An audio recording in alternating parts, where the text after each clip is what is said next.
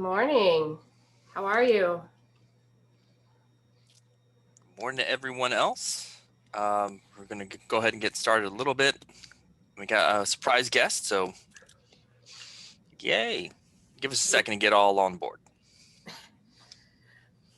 Good morning, Monmouth College. Good morning, Monmouth College alums and everyone. John and Regina here this morning. Our guest should be logging in here in about 3 or 4 minutes. So we wanted to thank everybody who watched our recording last week.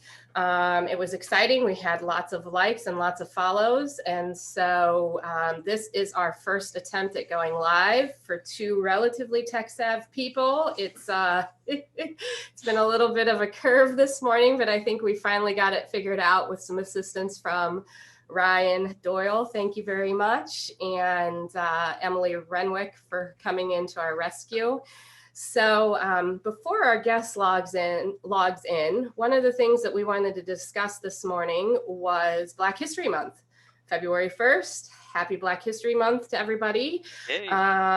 We have some really exciting things happening on campus. I shouldn't say on campus virtually. How about that? In the virtual world in which we live in, on campus virtually.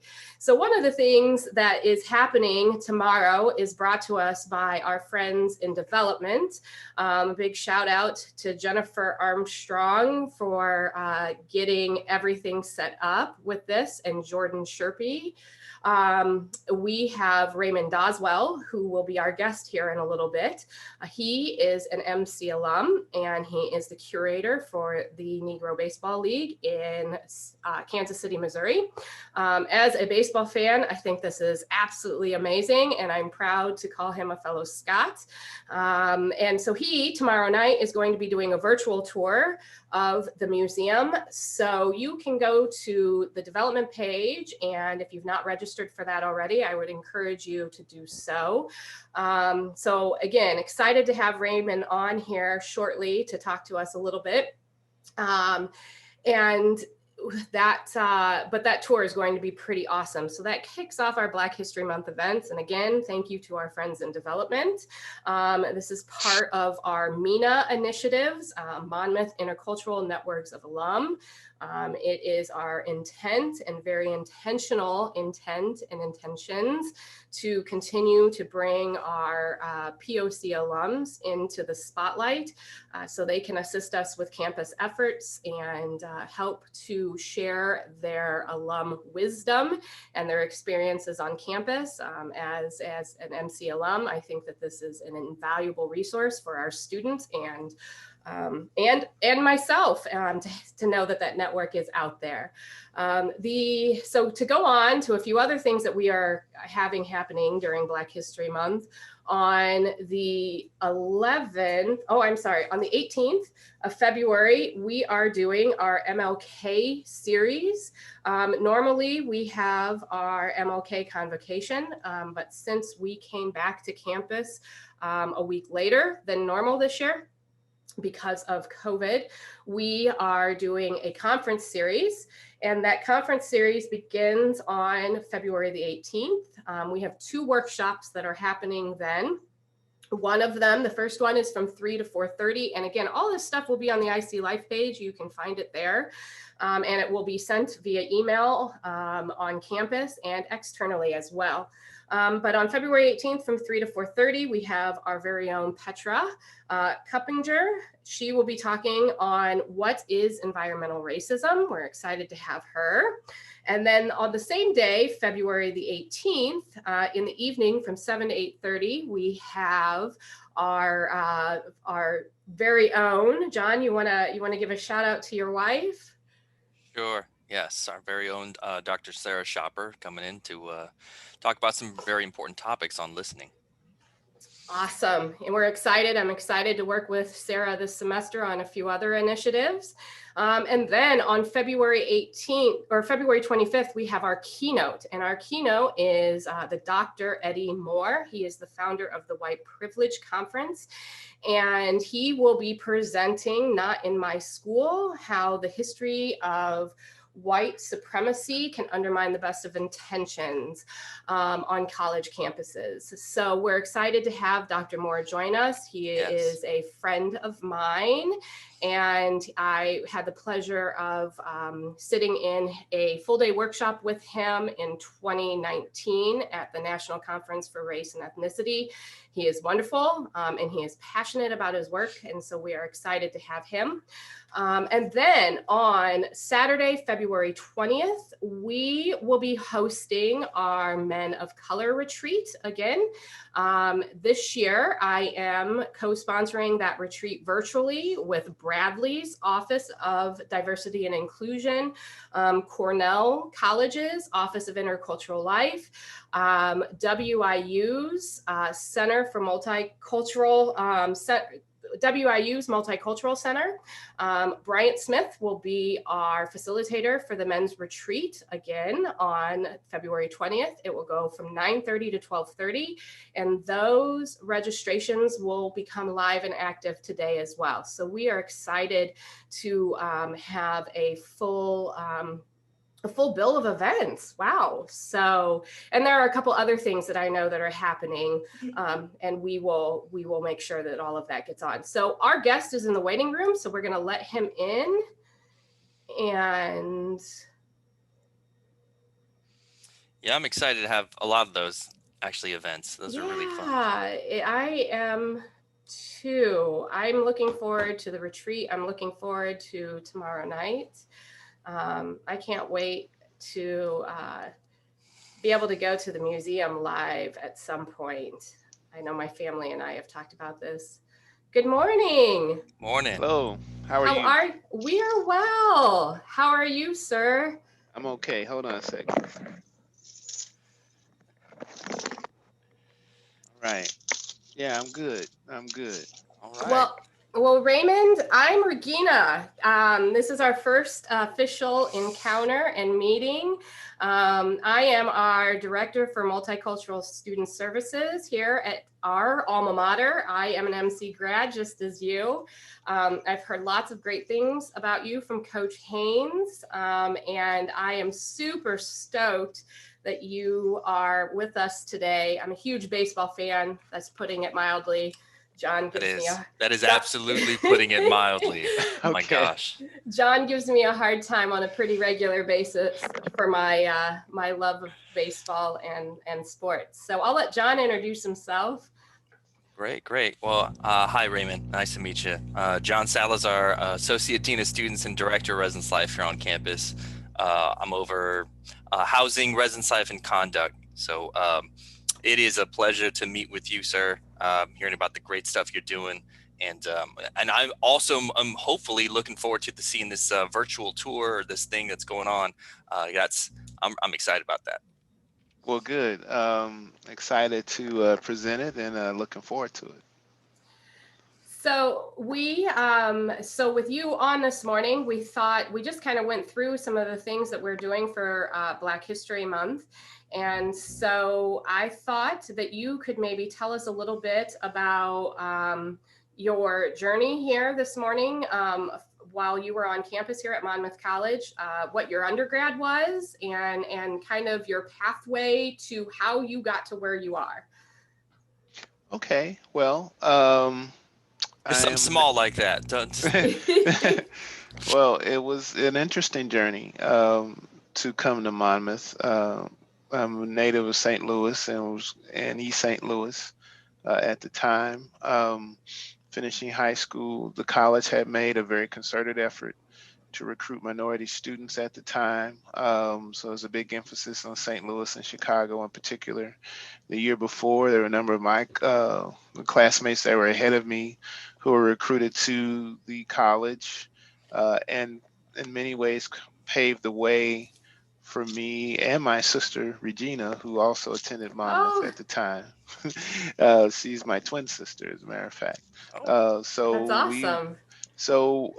We had other opportunities in East St. Louis or St. Louis area. I mean, there was Southern Illinois University, both Edwardsville and Carbondale, as well as the larger schools like University of Illinois and University of Missouri, and a number of smaller campuses like University of Missouri St. Louis that were opportunities of which many classmates went to, but a small contingent of us from East St. Louis and St. Louis were recruited to Monmouth and began to build um, a critical mass of minority students there, in addition to eventually an influx of a few African students and Chinese students as well. Keep in mind the campus at the time was about just under, oh boy, under 800 students, maybe closer to 700 if I recall, and maybe even 600 when I arrived. What was your graduation year? A 91. Okay. So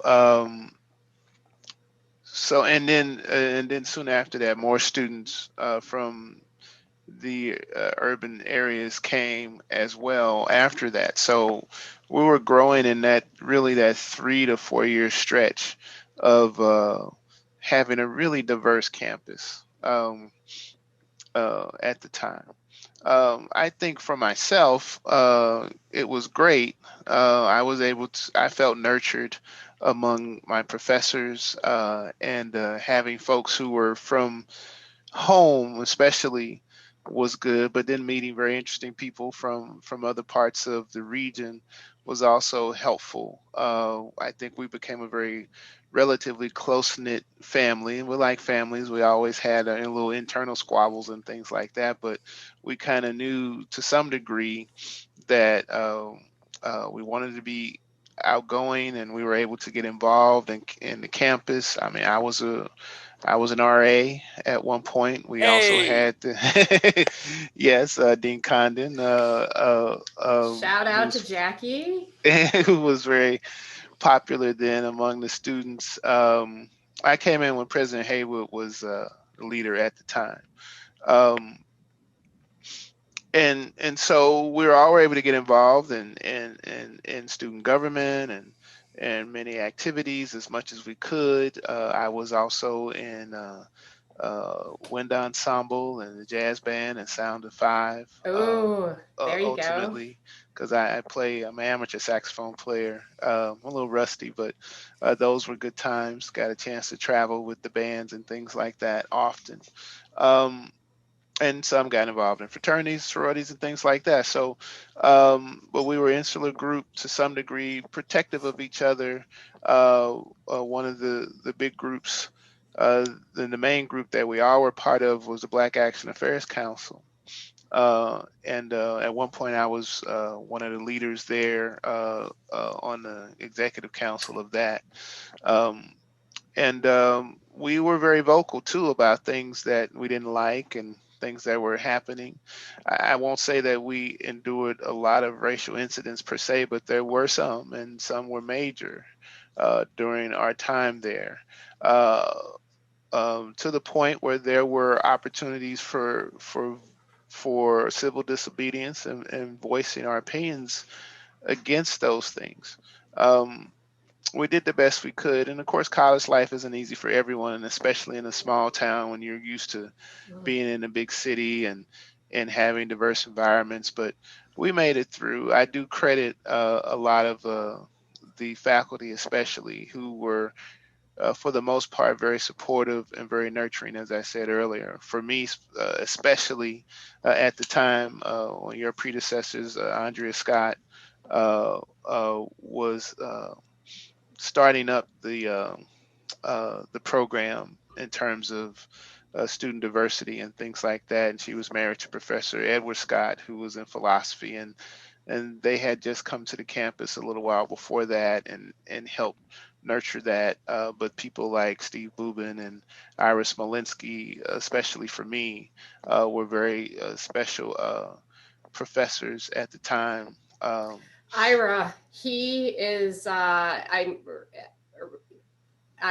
listening to everything that you're saying resonates tremendously. Sounds very much like my Monmouth College experience and my nurturing group of friends and peers and family, but Ira Smolinski, oh my goodness, and Steve Bubin, I mean, they were just pillars. I miss Ira, that man. There was no one like him. There's no one like him. Can't say enough good things about him. Yeah, it hurt my heart when we lost him. Yeah, absolutely. And Dr. Bubin was not one of my teachers. He actually taught my sister more, but he had always been supportive. Farhan Hawk was someone who actually came to campus when I was there. It was her first few years there, and she was always supportive of the things that we wanted to do. There was another little group that the Black men on campus created for a very brief time called Brothers in Progress, where we kind of all got together as just men to just because we didn't have a fraternity that we were comfortable with. The primary purpose initially was to actually recruit the possibility of getting a fraternity on campus, and we had other high school classmates, for example, who were just down the road at Western Illinois. I remember inviting some of those people I went to high school with who were part of some of the different fraternal groups to at least come and visit us and talk about the opportunities there. But Brothers in Progress became in this pseudo fraternity kind of group just for us to get together, commiserate, talk, and even put on programming. And we were, I think, very successful with that as well. I recall this was during the first Iraq War, and we were able, and Professor Hawk helped us put together a panel of students to talk and debate about the issues surrounding the war, and that was well attended by many on campus. So we did the best we could with what we could, but we were able to get the support of people. I remember even someone like Dr. Eccles coming to campus. I know he's been around on the board of trustees for a while and coming to talk to us, and it was important because we didn't have a perspective on what Black student life was at Monmouth before. I think even before we arrived, there had been a dearth of minority students on campus for a long time until we arrived. So just getting those perspectives were interesting. I had the added advantage of working with Dr. Urban, who was another great mentor for me in the history department, and which gave me access in projects that he had me working on, but also occasionally give me access to the top floor of the library where all the yearbooks were and things that I could thumb through, and would discover things like the various campus visits in the 50s and 60s during the civil rights movement and what Black students were doing there. Like John Farmer, who was head of CORE back in the civil rights movement, had visited the campus. But while there, he came back to visit and gave a lecture as well. And I had made those connections, or to see what Black students were doing and other students were doing over the years into the 70s and the 80s at Monmouth. So I know the campus since has grown tremendously, almost double what it was when I was there. And of course, the buildings are beautiful. I've only been able to come back maybe twice, though. In those years, I came back for the 92 graduation, and then I was invited back to actually speak about baseball, and then came back for some alumni events as well. But work and life has certainly kept me busy. It's been an interesting journey since Monmouth. I will say Monmouth also helped me launch my journey beyond that, because I was able to start by getting an internship in California after graduation, which I found by going to the Career Services Center and looking for opportunities, and found an internship opportunity at the University of California in Riverside to learn about. It was a minority student internship for graduate studies, and that set me on the path and to think about museum work. But before that, I did get an opportunity to teach high school in St. Louis before getting a chance to go back to graduate school in California. And then many years later, here I am. So were you, I feel like we should have had a conversation a long, long time ago, because much of your story resonates with me. I was a history major while I was here on campus, with political science as a minor, and secondary ed as well.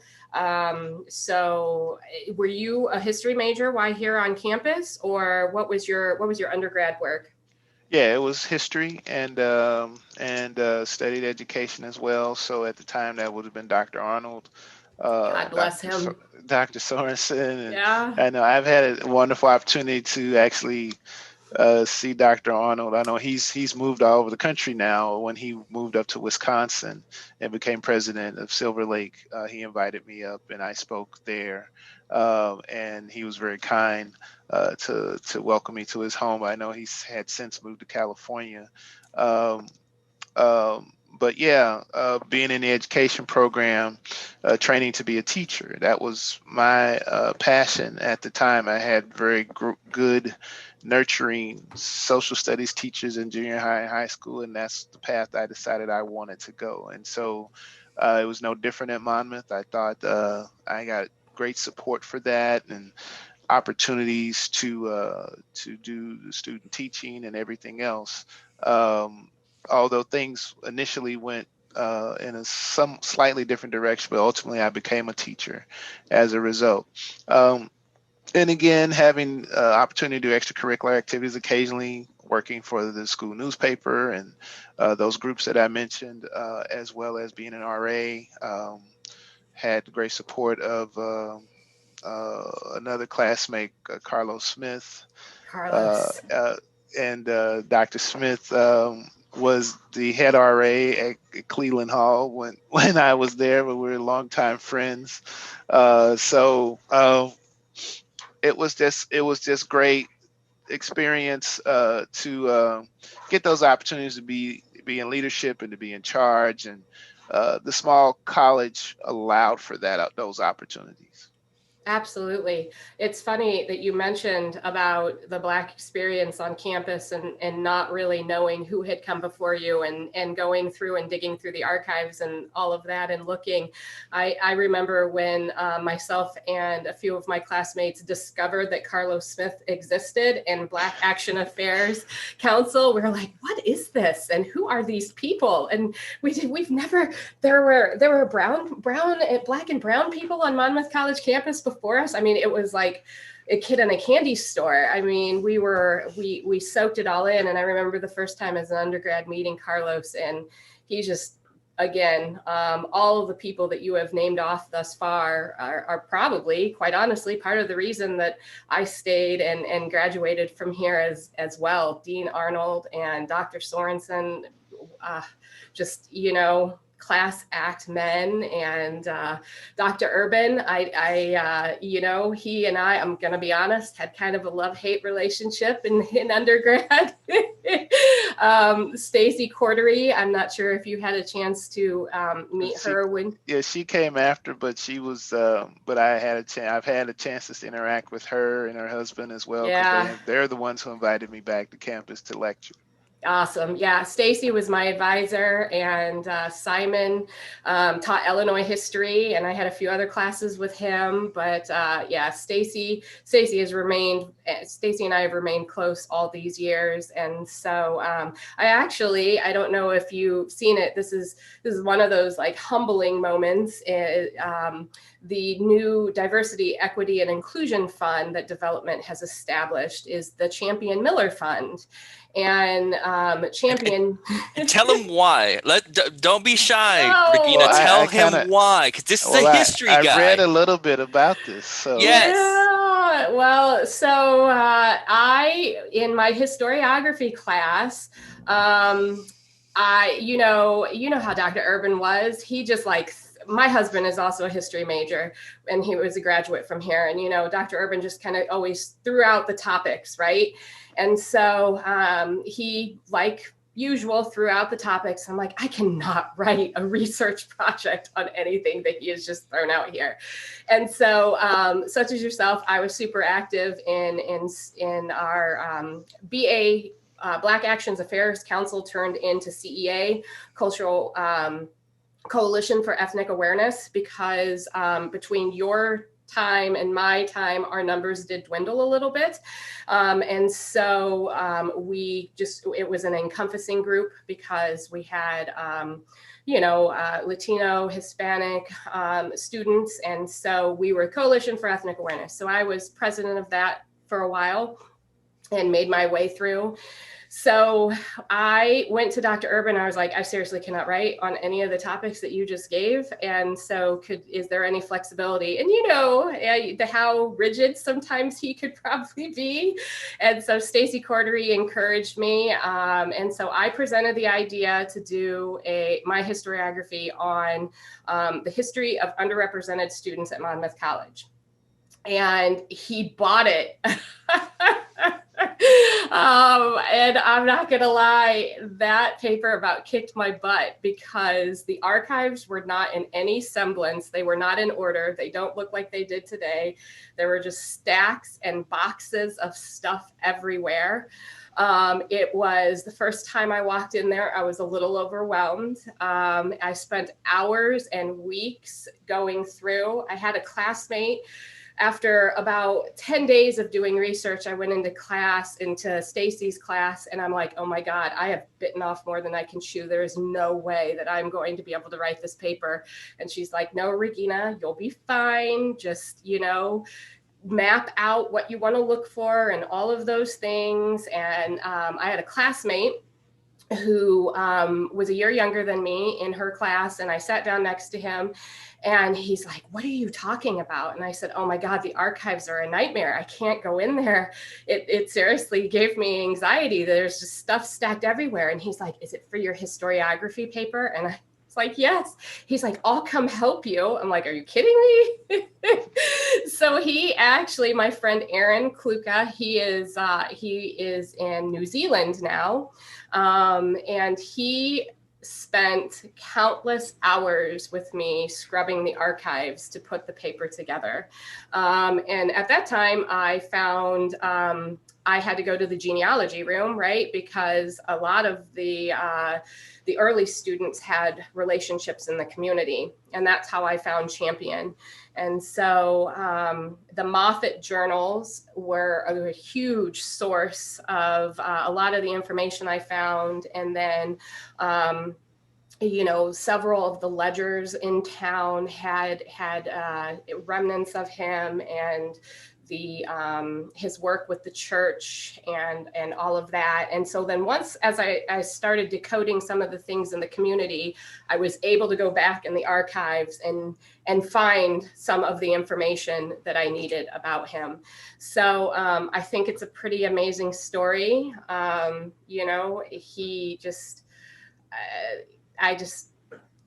humbled that 20 years later that his name can honor a fund that hopefully will support equity initiatives forward on campus. I think there's, no greater testimony to a man in 1860 to go through what he had gone through and, go back and he came to Warren County to find his brother who had come with his master. And so it's just an incredible journey.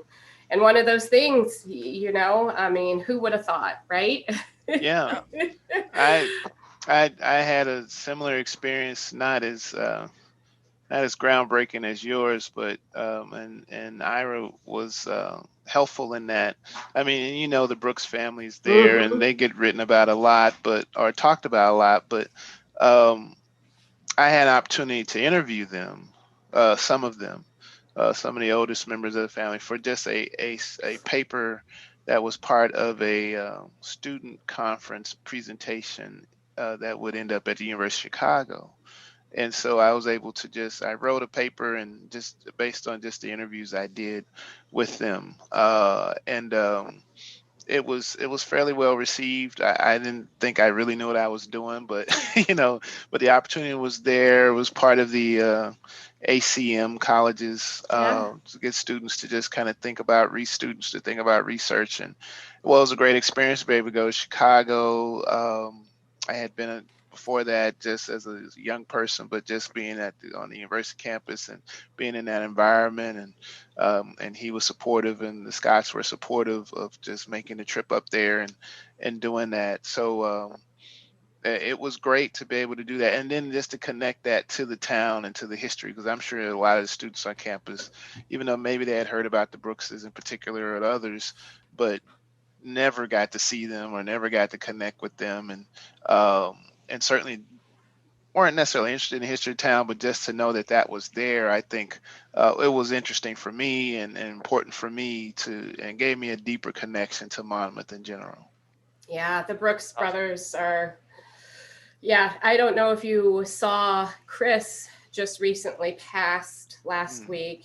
And so he worked at Monmouth during my time. He was very instrumental with several of my classmates who were part of Sound of Five, because he also was in the music department. And so, yeah, Chris and Dwayne were just pillars, and that family is, just, I can't say enough kind words about what they contributed to my undergrad experience and getting to know them, and some of the resiliency. Not gonna lie, having, Chris, I remember having those conversations, and he talked a lot about grit and, what it takes to be a student of color at a predominantly white institution. And they, on hard days, they didn't make them as hard when you had people like that in your back corner, so very Indeed. Blessed.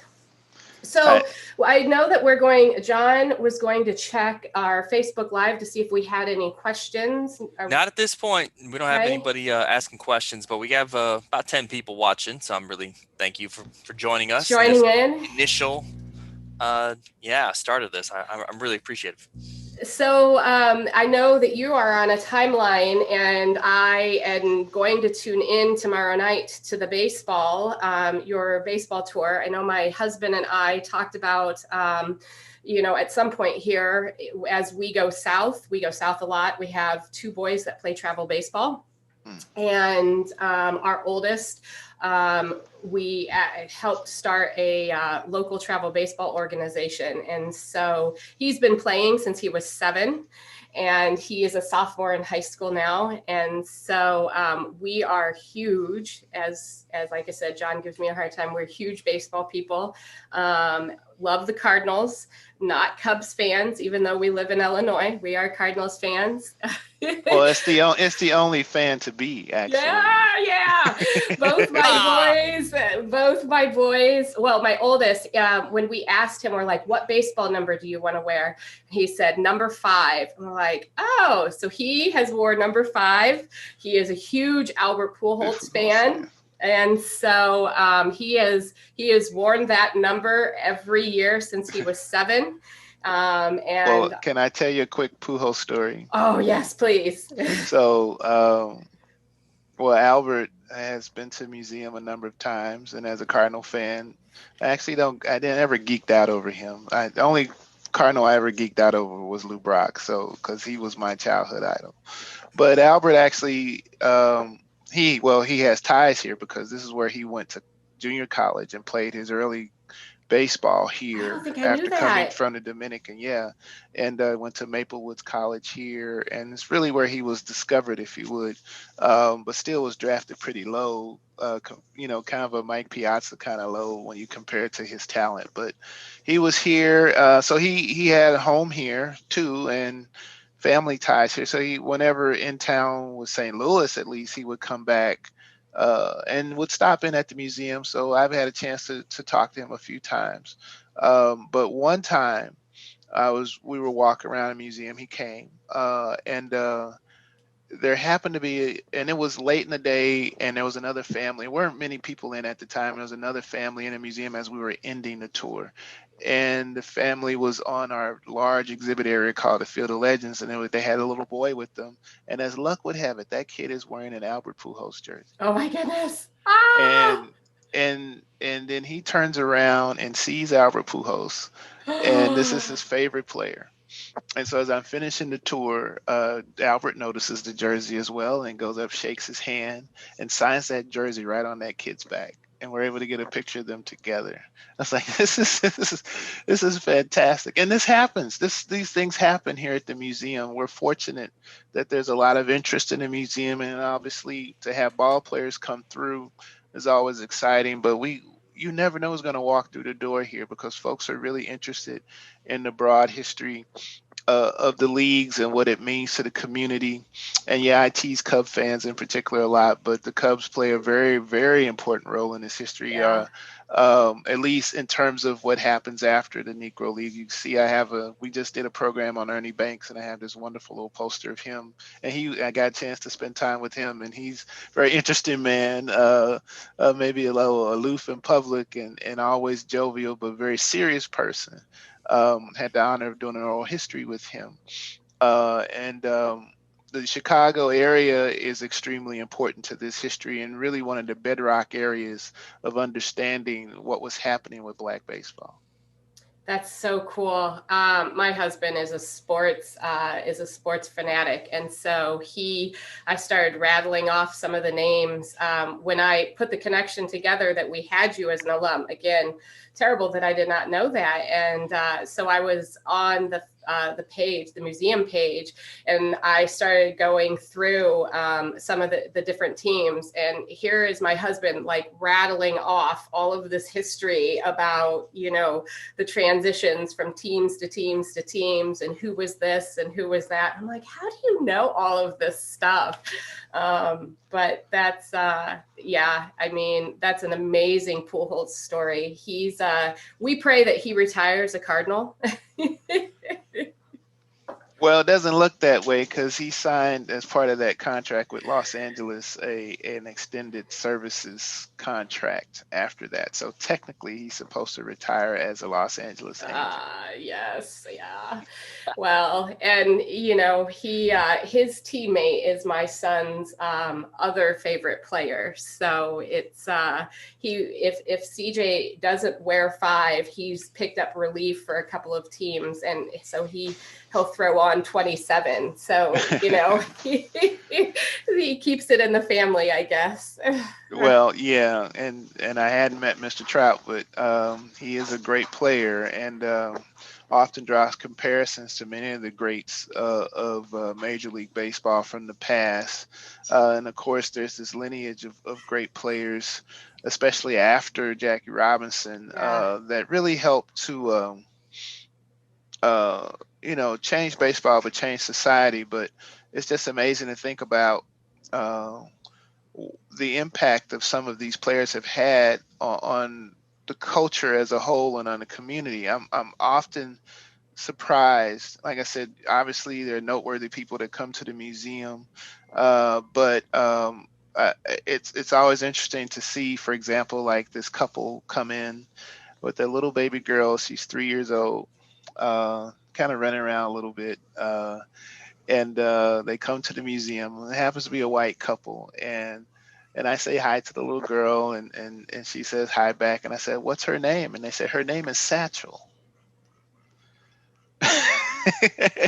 After the great awesome. Leroy Satchel Paige. And there's several kids have come in named Satchel, babies have come in and named Satchel or something like that, or Willie, or something that is inspired by baseball. And not only that, Black baseball players, who among them are some of the greatest of all time.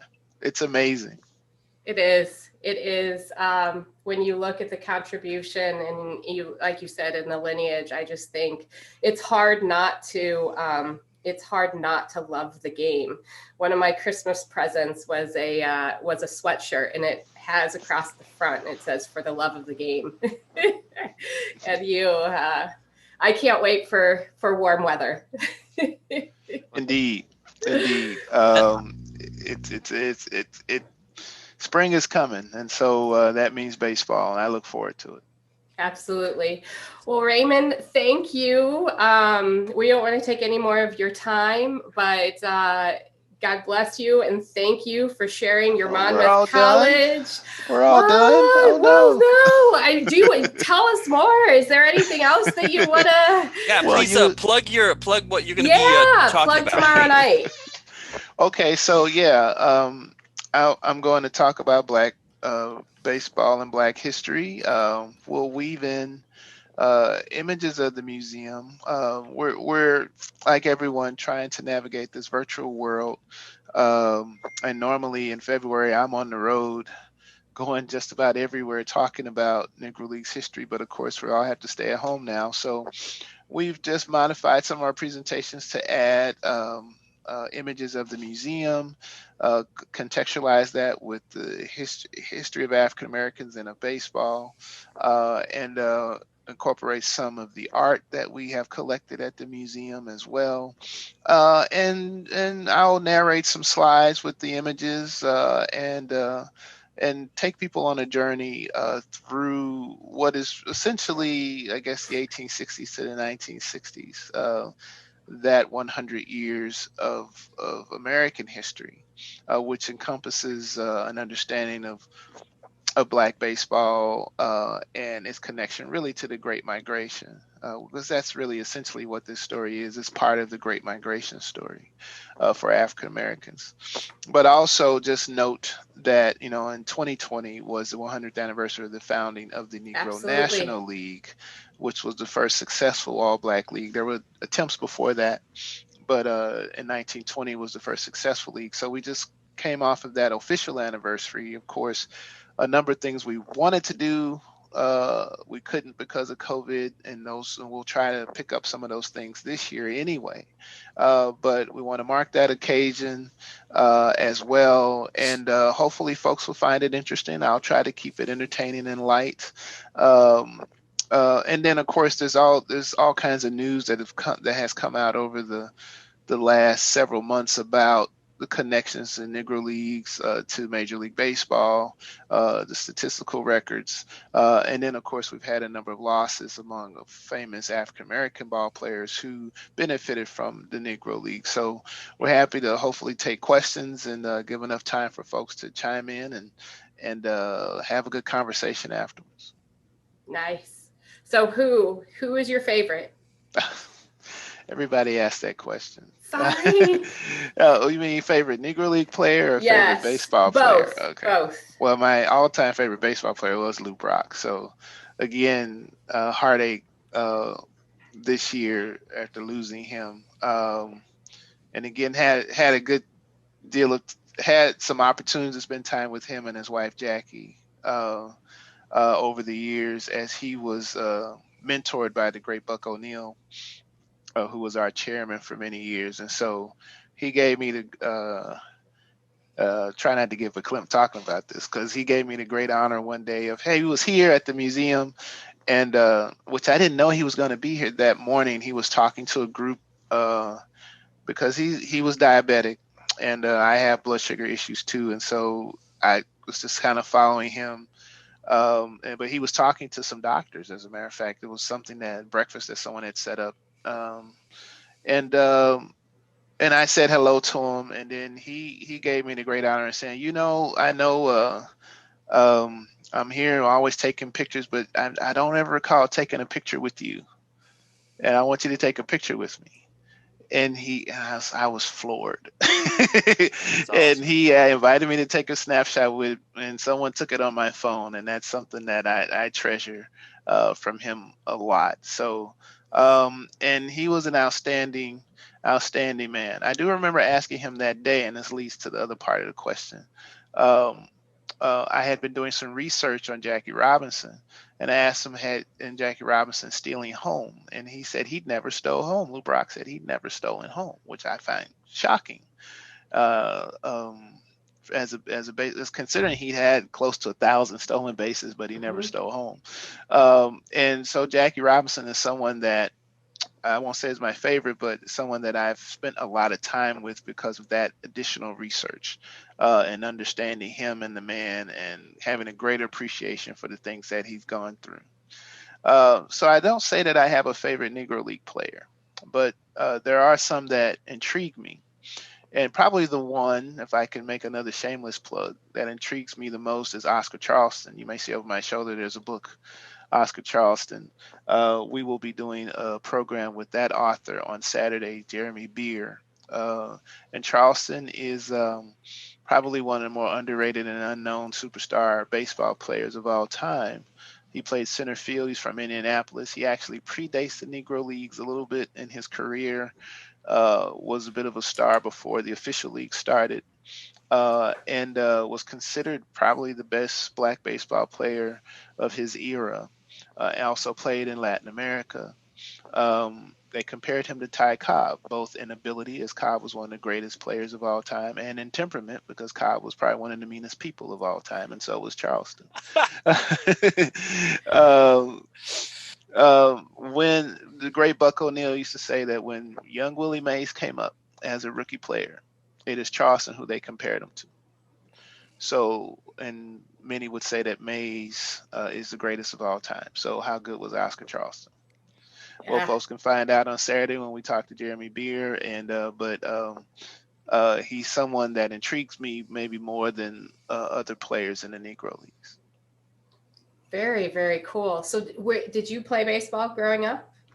I did not. Two left feet and more of an interest in music and chess kept me off the ball field.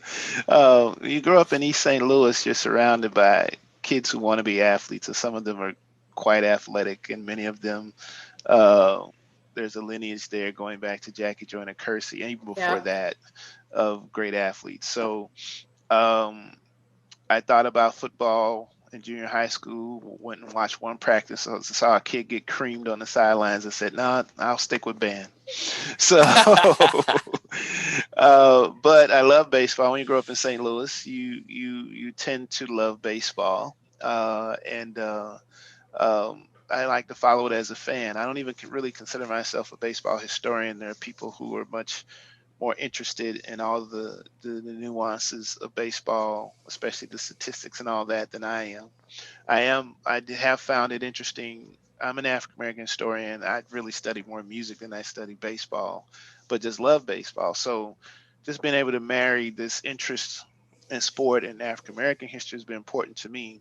At the same time, uh, I think we're at an inflection point over the last decade or so where it's important for us to move away from just understanding statistics and everything else as it relates to baseball and getting into these cultural connections of baseball to the broader community. Not just, oh, they were segregated, shame that they couldn't play, but there's more to it than that. And I'm aiming to discover that, because if we do that, then that keeps the story even more relevant than whether so-and-so hit so many home runs compared to his white counterpart. And I think it's working. And I think at least that's what I try to convey when I talk about the history. And I think others are getting that as well.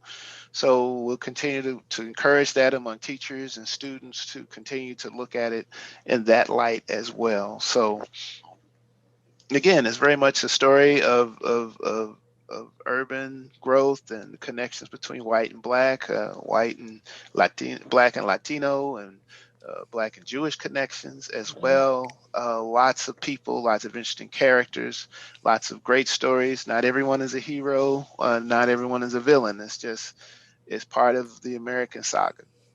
Well, thank you for being a part of that and for bringing that very needed narrative, both in the work that you're doing right now, but also thank you for bringing your perspective as a Monmouth College alum who's doing this kind of work. I'm really appreciative of it. Thank you. Well, glad to do it, and appreciate the opportunity to talk about it. Absolutely. Raymond, this made my Monday. I'm not going to lie. It really did. This is so exciting. Excellent. Thank you. Thank you for agreeing to come on this morning and coming in blind. I know we made the ask pretty quickly, and you're probably like, who the heck are they? And what are they trying to do? But, we have lots of, being an alum and being in this position, I have a passion for this campus and the equity lens and there's some good work to be done. There's some good work happening. And so, John and I are going to be doing this live weekly, or every other week, bi-weekly, doing a broadcast and hopefully bringing in a guest once a month. So we are, blessed and excited that you joined us on our first live stream, especially the night before you give the day before you give your tour. So stay tuned. I hope you follow our page and you can see the other alums that we bring in, and we will be in touch with you again. We'll be following you. I'll be following you. Yes. Well, Yes. I'm glad to do it. I'm not one of those alums that can write the big check right now. So if I can help in other ways, I'm glad to do it. So. Well, we understand, and contribution is contribution, and what you are doing, like John said, it's amazing. It really, a lot of people don't know my inner history geek. So, this makes me happy. It really does. You blend that with baseball and sports, and it's a double whammy. So, well, you have a wonderful week, and thank you for being with us, and good luck with the rest of your day, and we'll tune in tomorrow night with you. So sounds good. Thank you. Thank you, Raymond. Have a good week. Bye-bye. And to everyone else, thank you all for tuning in for our first one of these that we're doing, Campus Conversations. We're hoping to do more. I'm not getting any other comments so far, but that's okay. But we're hoping, for those who don't know, we're hoping to discuss a number of topics over time. So if you have questions, send them in with topics for us to discuss. Yeah, absolutely. Let us know. So, but thank you all for tuning in. This one went a little long, but honestly, it was just so good.